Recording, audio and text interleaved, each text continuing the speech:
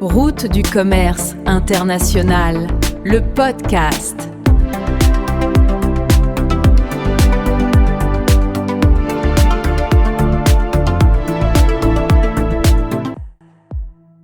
Bienvenue sur Route du commerce international, votre podcast. Dans l'épisode du jour, nous allons emprunter un canal qui peut à lui seul impacter toute l'économie mondiale. Je veux bien sûr parler du canal de Suez.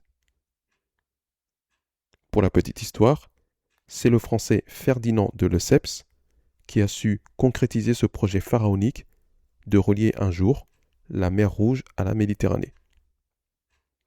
Il y est parvenu au cours du XIXe siècle en inaugurant en 1869 un canal reliant la ville portuaire de Port Saïd, située en Méditerranée, à la ville de Suez, située en haut de la mer Rouge. Ce qui, de fait, crée un raccourci géographique majeur dans les lignes maritimes entre l'Asie et l'Europe, et bien au-delà. C'est une artère majeure, des milliers de navires l'empruntent chaque année, faisant gagner un temps précieux aux conteneurs Asie destinés à l'Occident.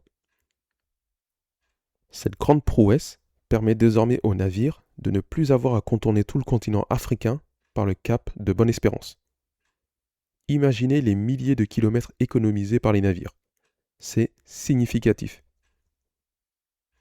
Il en résulte donc un gain de temps énorme, une économie de carburant considérable et donc des coûts très fortement amoindris.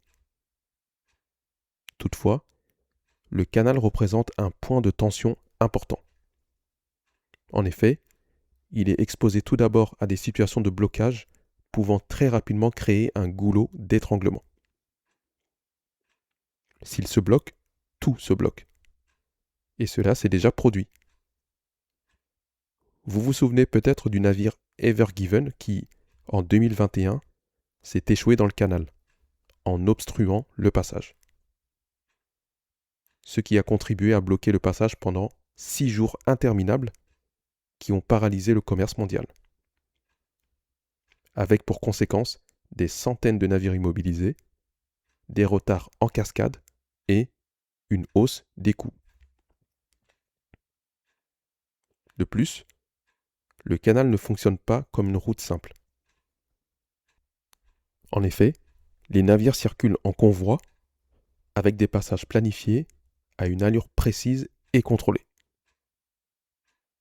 Aujourd'hui, le canal capte entre 20 et 30% du trafic mondial conteneurisé. L'Égypte y a très vite vu l'intérêt qu'il pouvait en tirer en instaurant des droits de passage parfois très élevés. Mais, malgré cette surcharge, le gain de temps et de carburant est tellement important que cela ne représente pas un si gros désavantage que ça. La gestion du canal est même devenue, au fur et à mesure, sa troisième source de revenus. Ensuite, il est exposé à un contexte géopolitique fragile avec des attaques et autres actes de piraterie. Par exemple, en 2023, des navires marchands ont subi des attaques en mer Rouge liées au conflit à Gaza. Face au risque de sécurité important, tous les navires ont décidé de contourner l'Afrique par le cap de Bonne-Espérance.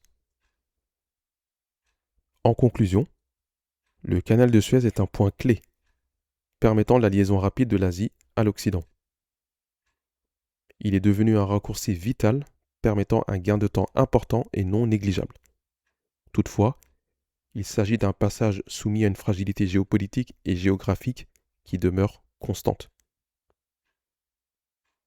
Dans le prochain épisode, nous découvrirons une autre prouesse maritime, le canal de Panama.